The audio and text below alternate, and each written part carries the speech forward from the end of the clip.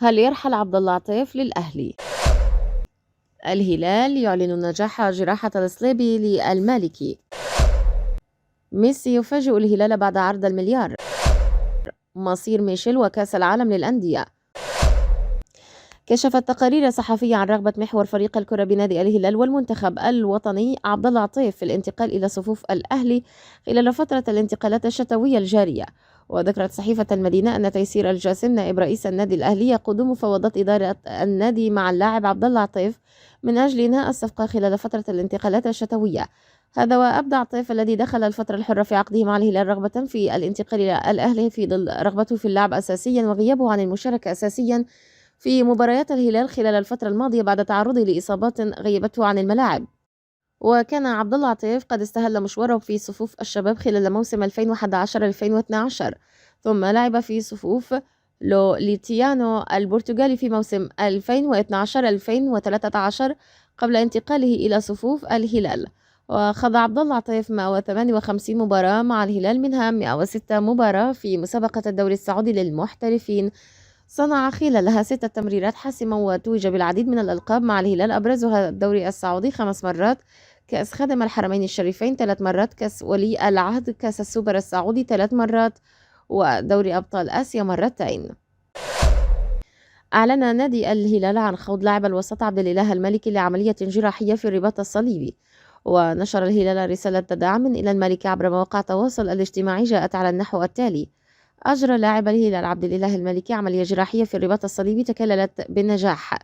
وأعلن الهلال عن إصابة عبد الإله المالكي بقطع في الرباط الصليبي للمرة الثانية منذ انتقاله إلى صفوف الأزرق بعد تعرضه لإصابة قوية خلال مشاركته في مباريات الكلاسيكو بين الاتحاد والهلال في الجولة 12 من مسابقة دوري جوشن السعودي. وكان المالكي قد تعرض لإصابة بقطع في الرباط الصليبي في فبراير الماضي عقب انتقاله إلى صفوف الهلال خلال مشاركته مع المنتخب الوطني الأول في مباراة اليابان ضمن تصفيات كأس العالم فيفا قطر 2022، وأجبرته الإصابة على الغياب طويلا عن الملاعب، حيث لم يشارك المالكي مع الهلال سوى 4 مباريات فقط، بواقع 3 مباريات في دوري روشن السعودي ومباراة في كأس خادم الحرمين الشريفين. نفى الإعلامي الرياضي الموثوق جيرارد روميرو تجديد ميسي عقده مع باريس سان جيرمان مثلما تردد في الأيام الماضية.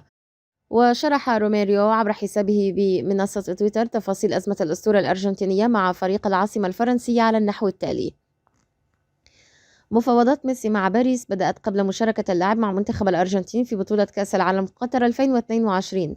ميسي أعطى موافقته إلى إدارة باريس سان جيرمان لتجديد عقده، وذلك قبل البطولة العالمية على أن يوقع بعد العودة من قطر. بعد تتويج ليونيل ميسي بلقب كأس العالم 2022 مع منتخب الأرجنتين، تراجع اللاعب عن قرار تجديد عقده مع الفريق الباريسي. وكشف الإعلامي الرياضي الموثوق عن أن ميسي يعيد التفكير في مستقبله حاليا، حيث أن كل شيء وارد خلال الفترة القادمة. هذه التصريحات تفتح الباب أمام النادي الهلال مجددا للتعاقد مع ميسي في الميركاتو الصيفي القادم، وكذلك إعادة المنافسة مع الأسطورة البرتغالية كريستيانو رونالدو المنضم مؤخرا إلى الغريم النصر. جدير بالذكر أن ناديي برشلونة الإسباني وإنتر ميامي الأمريكي يحاولان التعاقد مع الأسطورة الأرجنتينية إلى جانب الهلال أيضا. كشفت تقارير عالمية عن إصابة البرازيلي ميشايل ديلغادو جناح الفريق الأول لكرة القدم بنادي الهلال الذي تعرض لها في مباراة الفريق أمام أبها، والتي تهدد بغيابه عن كأس العالم للأندية. تعرض ميشايل لإصابة أجبرته على مغادرة ملعب مباراة أبها في الدقيقة 58 ليشارك مساماري بديلا له في اللقاء الذي انتهى بفوز الهلال بنتيجة 2-1 على ملعب الأمير فيصل بن فهد بالمز ضمن منافسات الجولة 14 من مسابقة دوري روشن السعودي.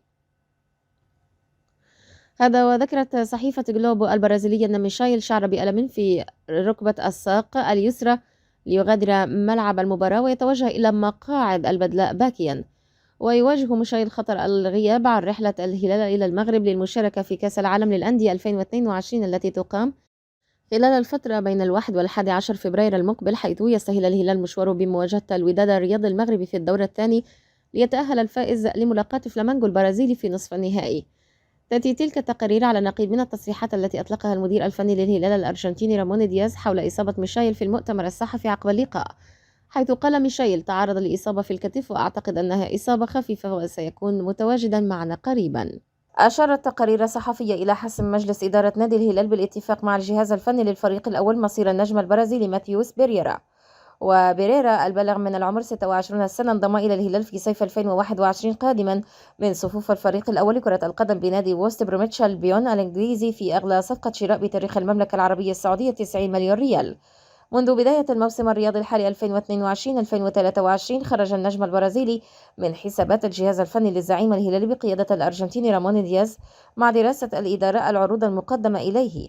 وأكدت صحيفة الرياضية أن إدارة الهلال برئاسة فهد بن نافل قررت وبشكل رسمي أن النظر في العروض المقدمة للبرازيلي بيريرا.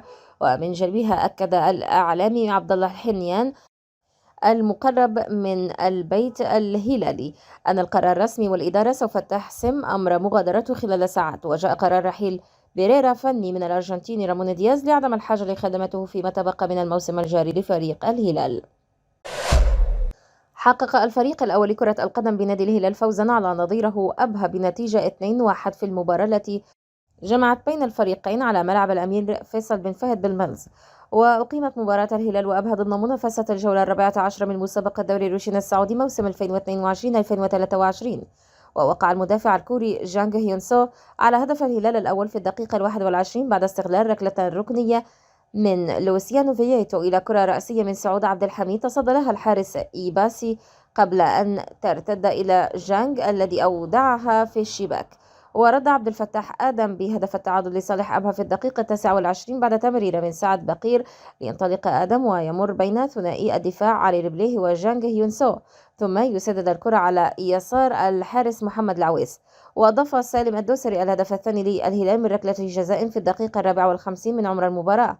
ورفع الهلال رصيده إلى 32 نقطة من 15 مباراة ليتصدر مؤقتا ترتيب دوري روشن السعودي بفارق نقطة عن الاتحاد الوصيف ب 31 نقطة من 14 مباراة ونقطتين عن النصر الثالث برصيد 30 نقطة من 13 مباراة. في المقابل تجمد رصيد أبها عند 19 نقطة من 14 مباراة ليحتل المركز السابع في ترتيب الدوري السعودي. أكد الإعلامي الرياضي فلاح القحطان أن نادي النصر محظوظ بإتمام التعاقد مع النجم البرتغالي كريستيانو رونالدو قائلا أن المرحلة الحالية هي بداية تسهيل المفاوضات مع نجوم الكرة العالمية.